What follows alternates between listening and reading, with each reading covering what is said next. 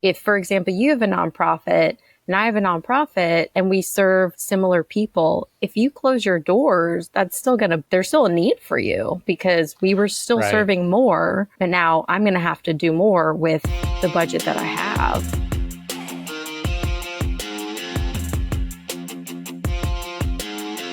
Welcome to the How Leaders Think podcast, a show that transforms you by renewing your mind and giving you new ways to think. I am your host, Kenny Lange, and with me today is the Danielle Gines. She is the founder, CEO, and curriculum specialist of DG Consultancy. It's an LLC, in case you were wondering. She is no stranger to the learning and development space. Her professional career includes teaching, training, and revising. I really feel like there was an opportunity for a third T there, so work on that, Danielle. And revising learning content for over 15 years. Combining her background in both the education and nonprofit sectors, she realized that curriculum is the key to unlocking a lot of common challenges nonprofits are having with their programming and training. Welcome to the show, Danielle. Thank you, Kenny. It's such an honor to be here today. It's certainly going to be a fun conversation. Whether or not it's productive is anyone's guess. So if you've just hit play on this episode, just start praying now. Danielle, tell me, what is on your mind? A lot of things, Kenny, but in all seriousness, I know we get to banter a lot. A couple things have come up this summer because we're post-pandemic. I sit in the learning and development space, but I'm having a lot of crossover with different areas. Fundraising, because I predominantly work with nonprofits and consultants who serve nonprofits. And it's about sustainability. I was talking to a couple of friends who are still in the sector. They're in-house and they were like, we don't want to go to this specific luncheon. There was a hosting institution over in Dallas and they're just going to tell us there's no money. And there is money in the sector, but how that money is acquired from individual donors and also from funding institutions, that practice is changing substantially. And yet there's this conflict that's happening where some smaller nonprofits are still closing their doors, and yet there are still $1 million grants out there, or even several $1,000 grants out there.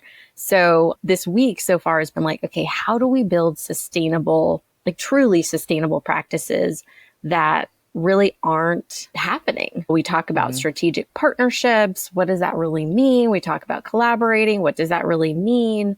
We talk about breaking silos and burnout and turnover, but how are we really chipping away at this mountain, especially people who support nonprofits, so that it is across the board a holistic way of lifting up these organizations internally, so then their impact is continue to be strengthened. That's something I've been chewing on this week. Which I think and maybe it'll be relevant until the end of time, because I know that there are new challenges post-pandemic and how money's distributed, what is available, what isn't available, how much funds and scholarships and grants and all sorts of things are doing their distribution. But when we talk about how can we make an organization holistically healthy, given your career in learning, education, which tends to be, whether it's state or federal funded, some are private institutions, or just run essentially like a nonprofit. They share a lot of similarities. What are things that you see as these might be some of the key levers that we need to pull on, and in order to build a holistically healthy organization? And what have you seen as the prevailing wisdom around that is still allowing these organizations to shut their doors? Yeah, I think the biggest thing is allowing for internal growth or individual growth as well. The professional development within the sector, it's go to this conference or attend this summit, but there really isn't too much of an opportunity to tailor individual growth and say, what is it that you want to learn? Is it how to do your job more effectively? Or is it what's going to keep you here so that we grow, and keep maintaining talent is going to be really key. And part of that is asking, what do our people need to grow? What I hear you saying is maybe a lot of these institutions and organizations have, lack of a better term, just outsourced the leadership development, the professional development that should be more carefully or conscientiously curated Right. for the individuals in the organization, or maybe is something that they could deliver themselves, but maybe don't feel like they have the skill set or aptitude to transfer knowledge. Maybe they have a lot of wisdom and knowledge. They're not quite sure how to transfer it to the next generation or that next level of leadership. And instead, if they can feel good about an activity, we paid for you to go to a conference, and nothing against conferences, right? Conferences can be great. 1 day, 3 day, all sorts of conferences are out there that make sessions and tools and speakers and curriculum available to develop. But what I hear you saying is that those are good, but let's either be strategic about them, which ones, instead of just saying, we sent you to 5 this year, so you're good. Or let's figure out how to really harness the wisdom in the organization so that we can continue to not just develop them professionally, but also it's an opportunity to instill the culture of whether it's learning or openness or whatever's important to that organization. Is that what you're observing? Absolutely. And like to level on or like tap onto that, as they say. I know, which is We'll fancy. circle back. But also relying on who within the sector, because yes, you can go to a foundation center and get some kind of training there as well, but also still leaning into yourself as an expert. There's a nonprofit that has amazing, in Dallas, Readers to Leaders. They have amazing retention of employees. There's something, yes, their mission's amazing. They do incredible programming, but there's also some secret sauce in there about how they're able to retain talent, in how they train people. And so imagine having that highlighted to other nonprofits. Say, hey, these are the top 5 things that we do at our organization to show that we value everyone. And then if you're a smaller nonprofit or even a medium sized or a larger sized nonprofit, to say, what are our practices and how are we encouraging learning within, but then also how are we learning from each other? Because it is very much, it is a small sector, but it's still seen as very competitive and siloed.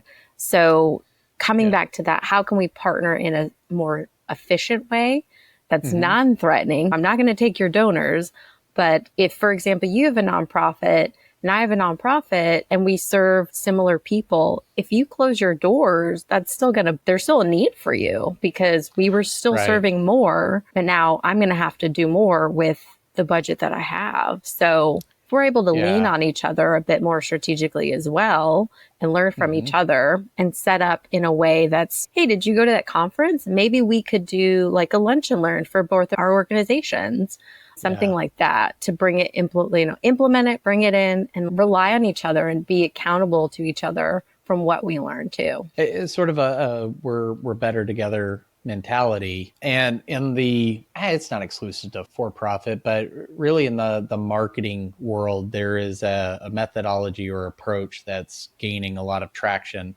I happen to be a guest on a podcast with the same name called Nearbound. And that's just because of my background in agency world. And Nearbound's really about finding those people that serve the same audience as you, but they maybe take a slightly different approach. Now, it may be a totally different aspect of what they need.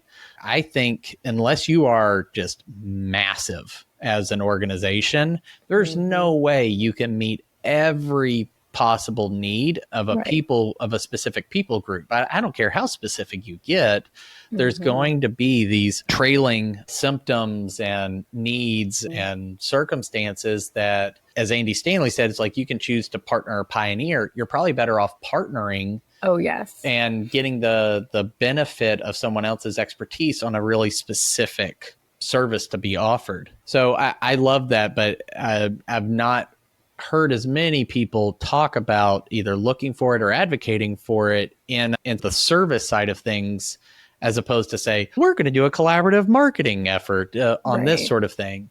Because to your point, if one of us goes out of business, close our doors, that same group of people still has the same need, except now they have fewer places to go to where they're now there's really probably not enough resources to serve the entire population. This is one reason why I am such an advocate for those internal systems and frameworks, like what I do with organizations when I implement like System and Soul, is I tell them, look, you are not doing these people you claim to be so passionate about a service if you close your doors, if you don't manage your resources well, and if you don't scale. I don't think any of you got into this sector to make the smallest impact possible, did you?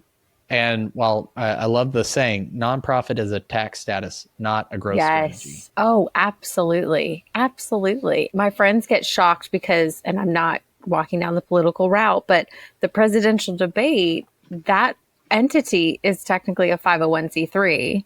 And so when people are like, oh, nonprofit, they do think, sweet, we sell rainbows and unicorns. And no, it's a tax status. And there's some really wealthy 501c3s out there.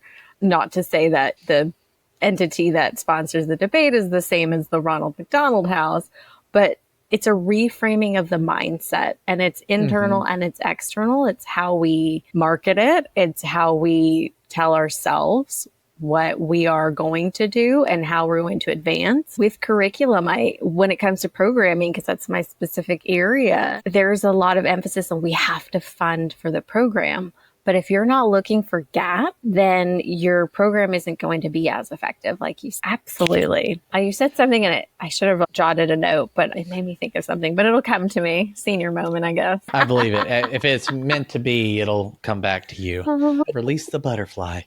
So, because I'm glad you brought up the curriculum and programming piece, because I did want to ask you, since that is your area of specialty, is we could talk a lot about development and fundraising and the role that plays in the sustainability and scale of a nonprofit organization. But talk a bit about what you're seeing from a program and services side, because that's what so many of these grants and the money that's available, they want to know it's going to the program, because the program is the delivery mechanism. That's the mission. That's the cause. Now, I could chase a tangent later about the fact that there's such an issue where we, for some reason, think that nonprofits should do the most good with the least amount of infrastructure. And I'm just there's a great book and film, and I think the TED Talk has the same name, called Uncharitable. Oh, yes. Which the guy's Dan is going to be speaking in Dallas at the North Texas Nonprofit Institute Summit. Of course, if you're listening to this in the year 2035, then it's long since passed. But I'm making some bold proclamations of how long my podcast is going to be around, and I'm here Speak it into existence. I am. Call things that aren't as though they were. So we can chase that rabbit trail in a minute. But how people can become very passionate, they see the need and they feel like, oh, I need to do something about it. But maybe the programming piece, like how they deliver the care or whatever it is, not performing as well. What are some things you're seeing in those that are struggling? And then what does it look like when programs are really successful? It's a great question. I do want to that.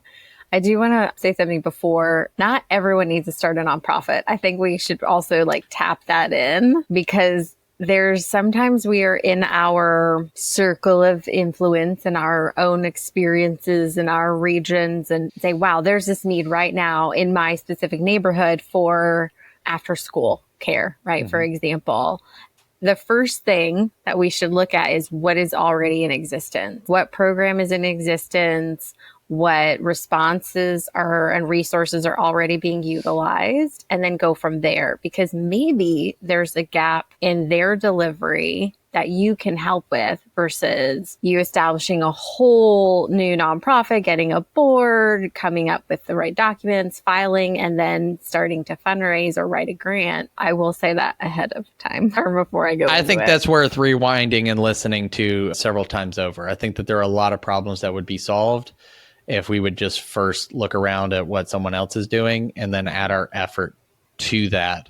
I think we end up as just humanity, we end up splitting and dividing resources between so many opportunities and good ideas that we can't go as far in solving an issue in society because we've got 1,000 entities vying for the same pot of money and resources and talent and everything else, when we could make a much bigger dent if we would consolidate down into 10 and really tackle the mess out of this thing. So I appreciate you saying that. And I think that's important for people to really consider before they launch out and just say, oh, well, I'm going to do it. What's different? Our logo is cooler.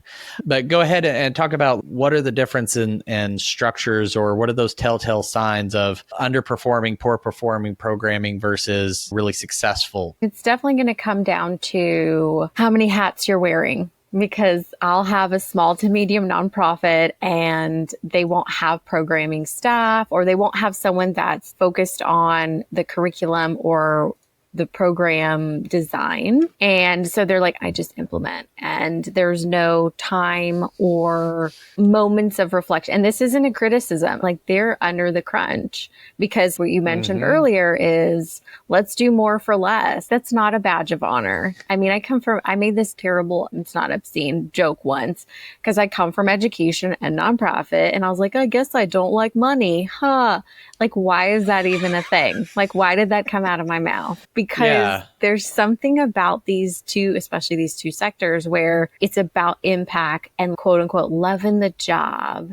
No, we're still people. And so when I see a nonprofit that has that crunch and they want to outsource and say, we need some curriculum support, we've got a grant, it's wonderful.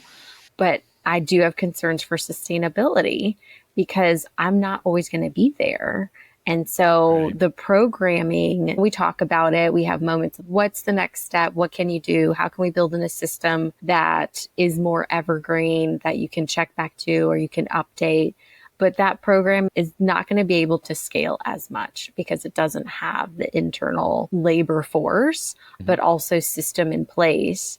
And you also have to trust the system. We get so, okay, I do this and I have this like litany of responsibilities and my roles, but you do have to also start to say, I have to let go. This organization's wonderful. It may be my work, but it's not. It shouldn't be, I know, here we go. It shouldn't be your life. Yeah. Which having that healthy boundary, I think, is critical. And in some cases, just the rest and the time away it can do your mind good, because it is taxing. And depending on what people group or problem you're trying to solve, you can really suffer from compassion fatigue and be on a crash course for burnout. And then what good are you doing anybody? Exactly. I try to encourage the leaders and people I work with to think of themselves like a professional athlete. Like they have the moments when they need to perform at a high level, but they're also as intentional about structuring and rest and recovery and what fuels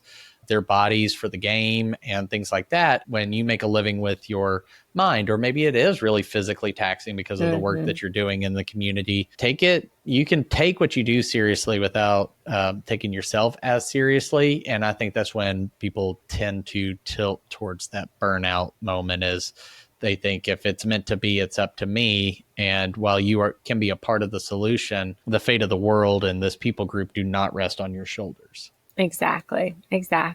So when someone's thinking about, hey, okay, so we want to help this group of people, we think training either of the people, maybe you're training adults on like job workforce type skills. I know a lot of nonprofits do that, which is excellent, or literacy programs, or you need to train volunteers because the people group have some higher level needs. For example, I'm on the board of this nonprofit, Hope Haven of East Texas, and their primary function is as a group home for teen girls in foster care, which is often an overlooked group in the foster care system. And we can't just have whoever walk off the street and be like, hey, I'm here to serve. Great. You ready to go through a couple dozen hours worth of training? Yep. Because you can't be a bull in a china shop. Right. Some of these things really do require more precision than that. So as people are thinking through, okay, am I training my audience? Am I training my staff, my volunteers? What are some of the right questions to ask and problems to solve for early on that would set them up for programming and training or curriculum success? Yes. So actually, I would borrow something from the curriculum process. We do a needs analysis to find out where the skill gaps are or the knowledge gaps are. And I feel like these three questions you could use for anything. It's a great way to shine a light on where the breakdown is. So the first one is what's happening, what's currently happening. So you look at behaviors and you may say, okay, like we've got these volunteers and they're not reporting their hours. So what's happening is we're not able to log that. We're not able to use that for grant information or annual fund information, or annual report. And volunteer hours also, even though we volunteer, it still has monetary value. So that's what's happening. And then the second question, what do you want to happen? We want them to be able to complete their hours in a timely manner as soon as they finish their shift. And then the third question is, okay, what's standing in the way of that? So what don't they know? Is it accessible? Is there a binder they're supposed to fill out? Is the binder always moving around? Is it digital? Is it something that for example, I volunteer with March to the Polls. And like a lot of volunteers, there's a certain age demographic. And so you need to make sure that, is it too high of a technology learning curve? Are they going to be able to, do they even have a Google Drive? Can they get that form? I'm not throwing shade. I don't want the boomers to come for me. They're big numbers. I was going to make, when you said, is it too high? I thought maybe it was on the top shelf, and then that was maybe For all of you who don't know this, I'm 5 feet tall. That's why Kenny is referencing my height. I'm going to get some emails on that one.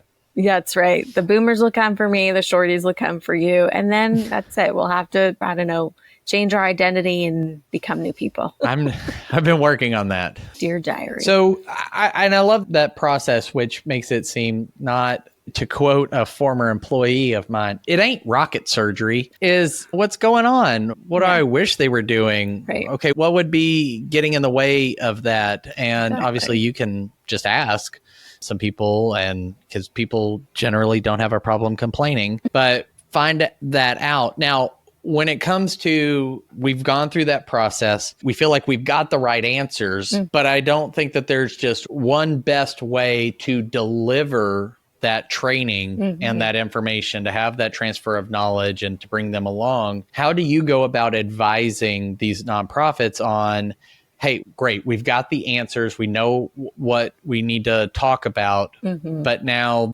we need to select the right medium and cadence to deliver this so that there is user adoption and behavior change? How do you go about that process? Yeah. So there's two buildings that something always falls in. It can be a library or a school. There may be a need for some overlap. And so a lot of it is, do they know where to go to get the information? And if that's the case, then maybe there needs to be some kind of knowledge dashboard, or even an actual, here is a physical manual that you can look at, that you can consult, a flip book, something like that, depending on the needs of your people. And then, is it a school? Like, they don't know how, right? So it's the skill. Okay. And is that where, if something is maybe a bit more complex, then they need that school type environment? Right. They're going to need practice, basically. Okay. Do you have or use a matrix of some sort to help rate or grade the complexity or help those things fall? I'm imagining like the old coin sorter. You could just like throw all your coins in and it put the quarters and the dimes and all that stuff. Do you have something that helps simplify that to where these leaders are not having to just, my best guess, hey, we'll just throw it over here. They'll know where to look. And what they really needed was hands-on. And the other direction is terrible too, because I've gotten feedback on that, like, sweet Lord, we're not children. Just give us the information, we'll absorb it and move forward. So how do you help people make that decision? Or is there a existing standard or process that most people use? Yeah, that's a great question. A lot of it will come from the results of the third question, what's standing in the way of that. And so if a lot of it's like action focused words, like there was, for example, a nonprofit I worked with, and their main mission was collaborating across similar focused nonprofit. So it was a disaster response, and their kind of mission was to build in coordination and build in collaboration and things like that. And so one of the things was they're not able to fill out the same kind of standard form. So it gets confusing on who's delivering what service during a disaster. So the response gets the disaster response process gets a little waylaid. It was, okay, they need to be able to use this dashboard, looking at what are they already doing while they're filling something out, but they're not all filling out the same form. We want them to fill out the same form in the same kind of dashboard. Okay, they're familiar with it. First, that's where the library and school might overlap. They do need to become familiar with this particular dashboard. How is it different? Anything that's going to be, whether it's technology or a process, you're definitely going to have to come into the school a little bit, especially if it's complex. The less familiar they are, so if you're thinking about the matrix, the less familiar someone is, then I'll give you an example. If you've always used Microsoft and you're moving to Google Drive, there's some similarities. There's some similarities. So there's a higher familiarity because some knowledge can be transferred. If there's no knowledge that can be transferred, then they are going to have to spend some time in the school learning a skill or practicing it. Now, you still want to be able to give them the option to opt out, whether it's using a learning management system. And that's what's great about using these LMS is once they are able to show that they can practice and start to acquire that skill, then they don't have them do 10 more hours of training, be like, all right, you've got this. Now let's see you out in the wild and do it. But if there's a higher level of transference of knowledge and familiarity, then you're looking more at, okay, we just need to show you where something is, and we just need to be able to maybe do like video libraries versus doing, let me call you in and we're going to sit you down and we're going to talk about it. Things like that. Gotcha. And would any of that change if you're talking about training paid staff versus volunteers versus maybe serving the people group that you're trying to make an impact on? How do those different audiences change how a leader should be thinking about the program design or training? Yeah. So it's all about how often are they going to interact with the specific skill. Or, for example, there was a nonprofit and they specialized in domestic violence and working with survivors and the volunteers. And so that was absolutely no question had to be delivered in person. There was federal, regulations and state regulations connected to it.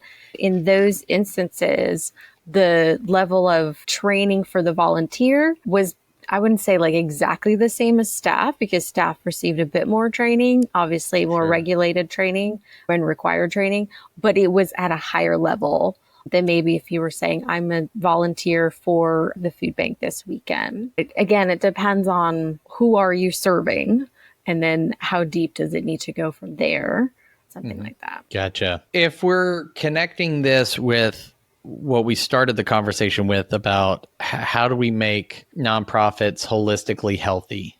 So from fundraising to operations to obviously your specialty and program design and implementation, how do you fit programs into the organization being healthy? Because some people may say, that's just the thing we do. That doesn't have anything to do with how well our finances are run. And are we having effective leadership meetings? And is our board full of jackwagons? Whatever it may be. How does programming fit in? And how can it be a force for good towards the goal of being holistically healthy? Yeah, I think it comes back to a breakdown I often see is, are you measuring correctly? So I was talking to a nonprofit that it was all beautifully written up. They had several programs, but I'm like, how are you measuring impact? Like, how will you know? And a little note is if we're having a day-to-day conversation, I can say, oh, we want the students to be able to understand the key components of STEM or STEAM education. That's because we're having a conversation. But when you go to measure, understand is highly subjective. So you shouldn't be using that when it comes to your measurement or your program impact knowledge. And there's so many subjective words used in programming that it's harder to measure them, or we think that they're getting measured only in outputs. We had 1,500 new campers come this summer. Okay, how do you know that there's a behavior change in that? And so when you know how to measure in a way that's actionable and measurable, easy to measure, and not like, I understand how you understand could be vastly different and to the level, then you're able to come back into your marketing, into your fundraising, talk to your individual donors, talk to your grantors, and say, we know for sure that this is working because we're seeing these kinds of results in our outcomes. So for example, I used to teach ESL, it wasn't just how many students in the class, but it was how many students, once they left, signed up for college courses and passed the remedial language class, or how many of them got and submitted for a promotion. Those are the bigger core outcomes that show, oh my gosh, yes, those are the numbers that we can really tap onto. And that comes back and says, let's fundraise for what we're actually measuring and proving that our impact works. I don't know about the jack wagons. You might just have to get new board members. We'll do that. We'll have a separate, maybe we'll do a jack wagon panel. Yeah, I'd listen to that. It's a good point though. I might listen to that too. I think I need somebody else to host that particular conversation. But I love anytime we can start talking about data, because I love looking at KPIs, key performance indicators. Yeah. It's part of my process. As a matter of fact, that one of my clients, when we went through the process and she showed her board, that was one, and just building a scoreboard full of KPIs to measure weekly, monthly, and annually is just one small component of what we do. But she emailed me back. The board loved the roadmap and they really loved the scoreboard. And trust and mine and my team's leadership went way up after the fact. And it's to what you're saying, the numbers don't lie. We're here to drive outcomes, right? Not make ourselves feel good. Right. We will feel fulfilled. That was a tricky sentence. It's tackling that. It's almost like I have a degree in speech communication. Almost. Thanks, Dad. I'm just kidding. He doesn't listen.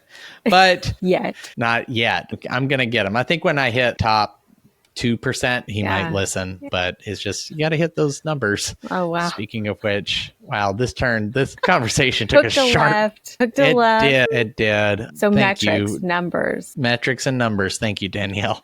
Such a help to me. That's what I'm here for. I need to record these in the morning. I'm getting loopy in the afternoon. But the idea of numbers and performance, that's one reason why even you can call it a tagline or whatever it is, that really what I'm passionate about is turning purpose into performance. You can be full of purpose. By all means, you should. That's where you should start. Right? It can't just be, I'm going to get rich off of being a nonprofit. Hey, you actually could. If you run it effectively, there's no reason why you couldn't financially be in a really healthy position. Exactly. I have nothing against people running effective organizations being compensated fairly, whatever that means. But if we're not looking at the outcomes we promise that we say that we're about, if they are happening, great. We figured out how to deliver this, in the programming that you're talking about. Now let's pour fuel on the fire. So we're scrapping to figure out proof of concept that rarely do people argue with the problem, because that's usually fairly visible or understandable. Even if it's nuanced, people go, oh yeah, I can see that would be a problem. Somebody should do something about that. Nobody argues about that, but then it comes down to how are we going to solve it, which is a lot of what you just talked about and laid out a great process. I think that there's probably an entirely separate conversation and episode just around some of those KPIs, from programs to anything else. But if anybody has questions, I'm always happy to talk about that and go over that. A lot of my background in digital marketing, because that was just, there's a measurement for everything. Even things that didn't need to be measured got measured, which was stupid. And that actually created its own problem, because we had data everywhere and insights are nowhere to be found. It's we have 37,000 followers. Great. How's your revenue doing? It's tanking. Then who gives a crap? But so often, Yeah. whatever the nonprofit version of that may be, they may even say, we have tons of followers and engagement on our videos and our marketing collateral for our cause. So people feel an affinity for it. Right. Great. What are the outcomes of the participants in the programs that you're running them through? No. And I would say they're not bad. They just don't know. And I think that's an equally negative thing. Rant over, but I get lit up when we start talking about that aspect. But if somebody's listening and says, hey, I love what you said about the process. Maybe they are a director of programs or a founder or executive director, and they're thinking, okay, I've been trying to solve this, but how do I go about figuring out how to solve this? What would you tell them as a baby step, a first step that they could take in the next 24 hours with little to no money to start making progress towards a more effective way to build their programming? Yeah. So I would come back to, I would first pick out one thing, because it can feel like a lot. Is it delivery, right? Like, how are we delivering our services? Or is it even like the rigor? I've a lot of curriculum, especially in smaller nonprofits that I've seen, they felt like, we got to get this program off the ground. This is the program design. This is the curriculum. And it was created by someone who's very well-meaning, but may not have the rigor or may not have the measurements built in. So personally, I would pick that. I would start there. I would say, look at your program design, look at your curriculum, and pull out and say, okay, and come back to those 3 questions. They will illuminate so much. What is happening? Let's pick the summer camp, because it is currently summer for us. You've got 500 kids, and this is a camp that's supposed to build outdoor skills. All right. They're supposed to learn outdoor skills. What is actually happening? What are the observations from the counselors? What do the kids do? And 30 days, this is probably a lot, but if I had to pick one thing, I'd pick the curriculum, and I would say, okay, try and get input 30 days after someone leaves a program or leaves a training, because that gives them process time. We're in behavior change, but we also need to it's the business of planting seeds, and we need to give those seeds room to grow and germinate and push through the soil on their own. And so after that 30 days, come back and ask those 3 questions and see, has something changed? What has changed? I mean, you might be surprised, but giving that space, because that's another thing I've seen is we survey right away. We evaluate right away. Well, you want to get feedback on the program or a course or a workshop or a training. Yes. But for behavior change, you want to give that space to see, is it starting to take root? That's really good. Danielle, thank you so much for sharing your knowledge and your wisdom and even a few jokes with us. My pleasure. If somebody wanted to know more about you, DG Consultancy, your work, or maybe just has some follow-on questions from things you shared today, where would you send them? Yeah, so you can come to my website, dgconsultancy.us. Yes, I live in the United States, but .com was taken. So before anyone's like, oh, it's an Olympic year. No, it's just US because .com was taken. Yeah, I said it. I saw a meme that said, start telling people you're an Olympic hopeful, but you're just not filling out the application. That's right. That's what happened. That's what happened. Anybody can be a hopeful. That's right. And I am hopeful. Also LinkedIn. And of course, you can always send me an email, Danielle@dgconsultancy.us. And we'll have all that linked up in the show notes. So thank you again, Danielle. I hope to have you back again in the future. Maybe we'll have a mini series of rants and jokes and other things. So it'll be a ton of fun. Let's do it. Thank you for having me, Kenny. It was a blast. It absolutely. And I don't appreciate your sarcasm, but I do appreciate all of you who chose to listen to this conversation. I really do hope that it was valuable for you as well as entertaining. And if you got anything out of this, I would hope that you would like, rate, review, subscribe, whatever the right button is on the platform you're watching or listening to this on. And it's also a great way to pay it forward. Get this in front of other viewers, other leaders such as yourself, because you never know what conversation could unlock the key to their next step towards success. And wouldn't giving it forward, paying it forward feel just really good for you? It's like Christmas in July or something like that. I don't know. Insert your own example there. But until next time, change the way you think, you'll change the way you lead. We'll see you.